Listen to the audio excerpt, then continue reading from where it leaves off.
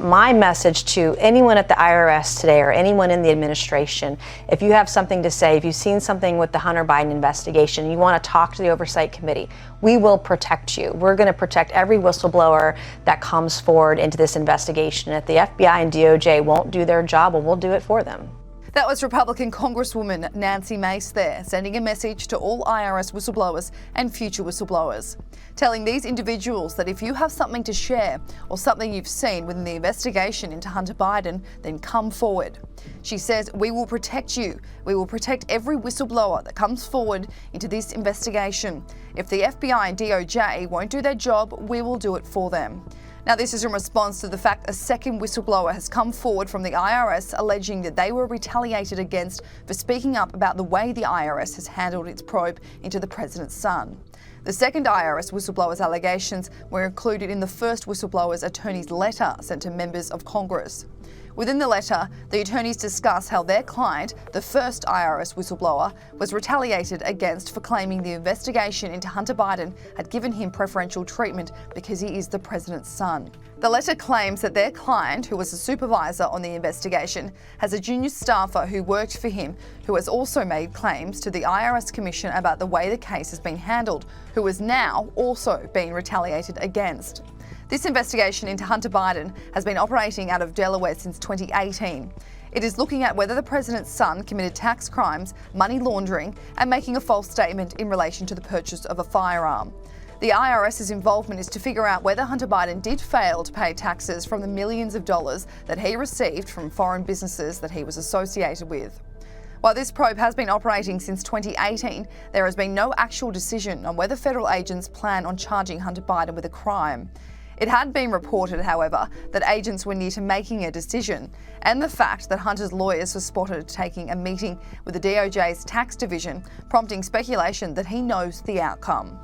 Both whistleblowers claim to have raised concerns about the investigation for years, but were ignored and kept in the dark. The first whistleblower, who will testify before the House Ways and Means Committee later this week, had an attorney write to Congress seeking whistleblower protection. He wanted to come forward and basically oust the investigation as giving preferential treatment to Joe Biden's son. The original letter to Congress read the investigation had examples of preferential treatment and politics improperly infecting decisions and protocols that would normally be followed by career law enforcement professionals in similar circumstances if the subject were not politically connected. Now, this letter sent by attorney Mark Lytle stated that the whistleblower knew that coming forward to expose this could result in retaliation, which did happen because both of these IRS staffers were kicked off the investigation into Hunter Biden, which allegedly was a move requested by the Department of Justice. The first whistleblower had been working on the probe when it started heating up in 2020, and the second whistleblower was there from the start when it began in 2018.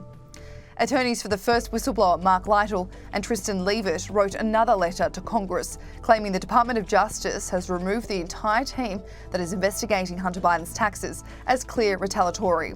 The letter read their client was taken off an ongoing and sensitive investigation of the high-profile controversial subject about which our client sought to make whistleblower disclosures to Congress.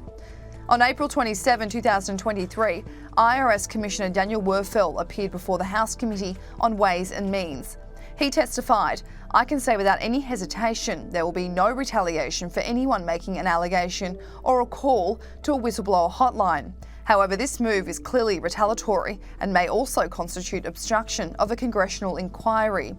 It concludes that the whistleblower has the right to make disclosures to Congress without retaliation, and that any attempt from a government official to prevent a federal employee from furnishing information to Congress is also a direct violation of long-standing appropriation restrictions.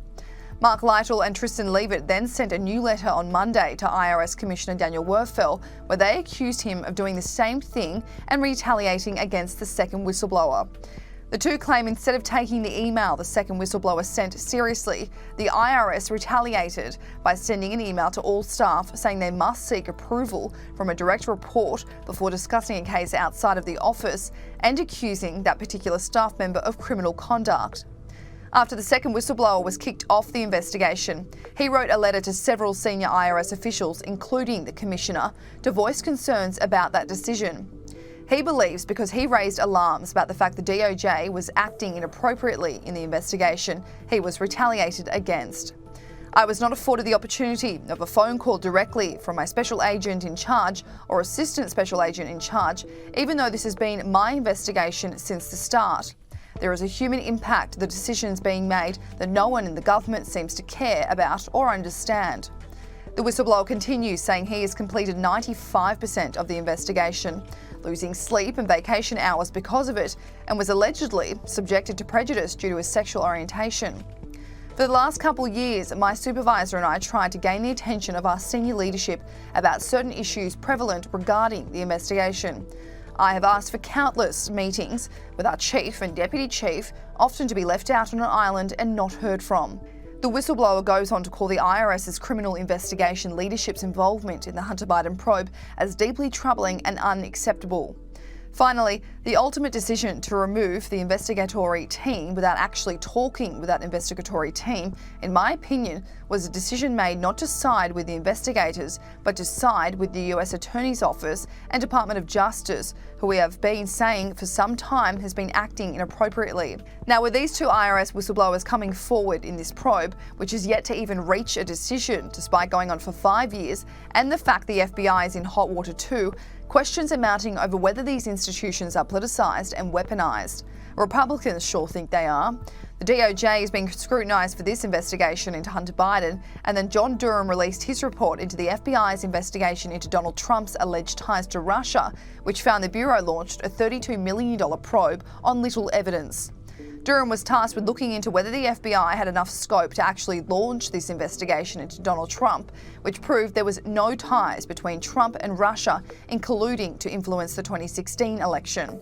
Part of the report read, as the more complete record now shows, there are specific areas of crossfire hurricane activity in which the FBI badly underperformed and failed, not only in its duties to the public, but also in preventing the severe reputational harm that has befallen the FBI as a consequence of crossfire hurricane.